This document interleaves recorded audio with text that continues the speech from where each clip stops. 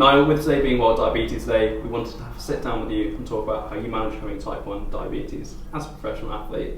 So my first question for you is, could you talk me through how you manage having type 1 diabetes as a footballer, and do you take any extra precautions as a result of that? So I am self-injecting for insulin.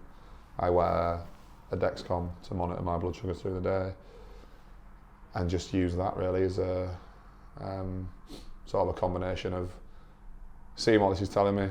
If I think it feels right, or if I don't, I can then do a finger prick check to make sure that everything's reading properly, and then based on what I'm eating, what exercise I'm doing, the weather, stress levels, a whole host of different things that you have to take into account. Take my injections sort of as and when, and just try and keep myself in an optimal range as best as I can across the day, because we are footballers, but we're also, dads, family members, brothers, whatever it might be, sons. You've got other commitments across the day that also impact that the same as anyone else. So I don't think I do anything as an extra precaution as such, other than just having everything with me all the time, all my needles, all my little sugar stashes, have that with me just to be prepared for what might come day to day. Do you think because you're a professional athlete, and to be fair to you, intelligent one at that being an athlete helps in terms of knowing your health, knowing your nutrition, maybe better than the average person? I think for me, so I was formally diagnosed at 27, so by that point you understand yourself a bit more as a person, you understand your body. As an athlete, you're a bit more aware of changes within you physically more than anything. So I think that was quite helpful in me in terms of the immediate period after being diagnosed. I was quite aware of how to make adjustments, and I was quite interested in obviously getting my health as good as I could, as quick as I could for my career. So it probably does help, mate, to be honest. But everyone's different in how they either view it, approach it. You all have different periods of time depending on how you're feeling. So. And what does your daily fitness routine look like, and how does that help you stay healthy, both on pitch and off it? Well, as you know, we're quite structured, so we'll be generally on a game-free midweek. We will train Monday, Tuesday, have Wednesday off, and then train again Thursday, Friday with the game Saturday. Tuesdays and Thursdays will likely be a double session, where one's gym-based. Outside of that, everyone's different, everyone's individual. I mentioned obviously, I'm a dad of 2 kids, so I'm quite busy when I leave here. I've got football classes, dance classes, stuff like that to get to. But we're quite rigid sort of around that. The only difference being if we have a game the Tuesday, there'll be no double session, you just have the game. Other than that, pretty much everything else stays the same. So that allows me with my diabetes to be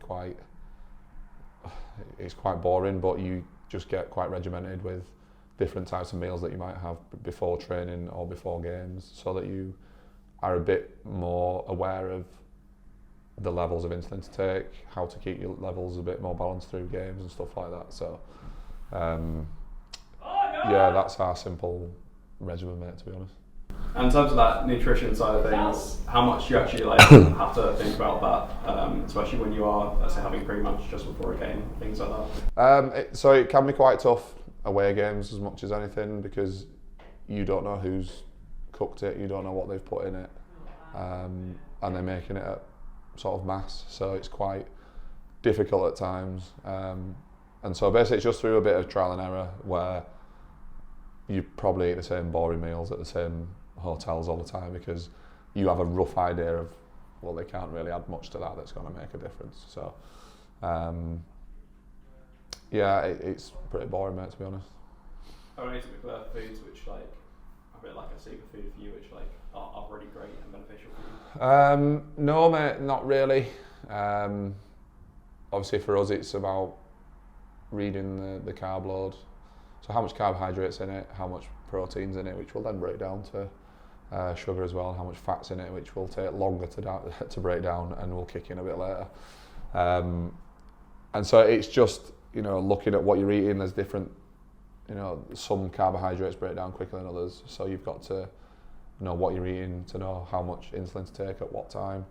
Do you have to split your dose across the meal? Like, these are the types of decisions that we're making on a day-to-day basis. Superfoods, the only thing would be sugar when you need it. Really, there's nothing that we would eat that is a game changer for us more than anyone else. Pretty much just if you're having a bit of a crash and you're having a hypo, you need a bit of sugar. So that, as annoying as it is at 2 in the morning, 3 in the morning, yeah, a little bit of sugar every now and then is probably a bit of a superfood. Mate. And obviously, so many decisions you make, 180 more than the average person a day. All of these challenges, what would you say is the biggest challenge that you do face? Just that it doesn't stop. Like, you were mentioning numbers about average decisions a day. Every day is different. You can live the same day twice and it come out completely different. And yeah, there's just no off switch from it. You know, you can't go home and just have an hour off. You can't go on holiday and have a week away. You know, it goes everywhere with you. So you've just got to be in the right headspace to try and have a positive outlook on it and kind of take it everywhere with you rather than it be a burden everywhere that you go. And my final question for you is, what advice would you give to fans or young people who've been recently diagnosed with type 1 diabetes, but they still want to live that kind of active, healthy lifestyle? There's no reason why you can't.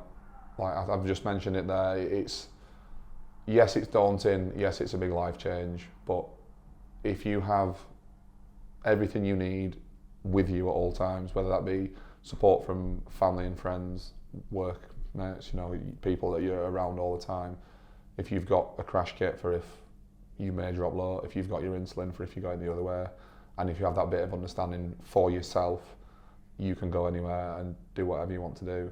You might just have a bit of trial and error where sometimes it feels like you've got it wrong, but that experience then leads you to go back next time and know the right choices to make at the right time. So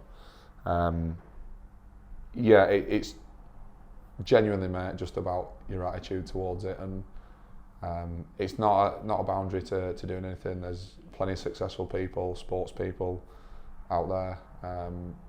Not many talk about it because, you know, we don't want it to be something that is seen as holding us back, because it doesn't. We're just normal people with a few more decisions to make a day. That's hard work sometimes, but no, just get your head around that there's nothing holding you back. It's just something that you take with you, and yeah, you can do whatever you want to do. Thank you very much. No problem.